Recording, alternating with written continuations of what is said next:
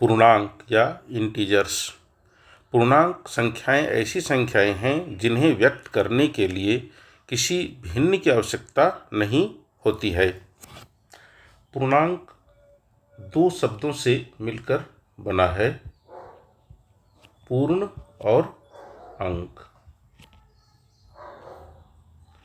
पूर्ण का मतलब पूरा, अंक तो ऐसी संख्या जिसके लिए किसी भिन्न की आवश्यकता नहीं पड़े, जिसे व्यक्त करने के लिए हमें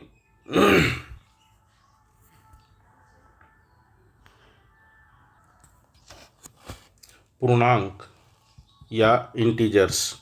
पूर्णांक संख्याएं ऐसी संख्याएं हैं जिन्हें व्यक्त करने के लिए किसी भिन्न की आवश्यकता नहीं होती है, जैसे -4, -3, -2, -1, 0, 1, 2, 3, 4।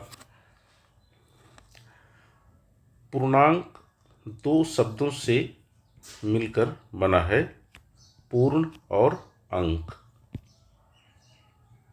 संधि विच्छेद करने पर हमें इसका अर्थ पता चलता है, पूरा अंक, अर्थात इसे व्यक्त करने के लिए हमें किसी भिन्न की आवश्यकता नहीं पड़ती है।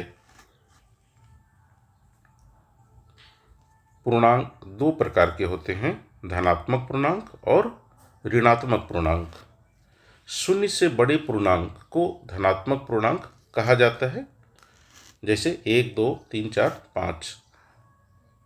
हम लोग धनात्मक पूर्णांक को इस प्रकार से व्यक्त करते हैं, +5, +6, +7। यहाँ पर प्लस का चिन्ह नहीं भी दिया जाता है। यह हम लोग स्वाभाविक रूप से समझ लेते हैं कि यह एक धनात्मक पूर्णांक है। ऋणात्मक पूर्णांक। शून्य से छोटे पूर्णांक ऋणात्मक पूर्णांक कहलाते हैं। इसे ऋण चिन्ह के साथ ही व्यक्त किया जाता है। यहाँ ऋण का चिन्ह देना आवश्यक होता है। धन का चिन्ह अगर नहीं है तो हम स्वाभाविक रूप से समझ लेते हैं कि यह धनात्मक पूर्णांक ही होगा, परंतु ऋणात्मक पूर्णांक को व्यक्त करने के लिए पूर्णांक के पहले ऋण का चिन्ह देना आवश्यक होता है।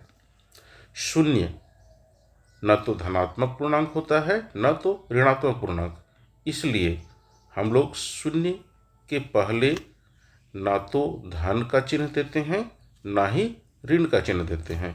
शून्य बिना धन या ऋण के चिन्ह के लिखा जाता है।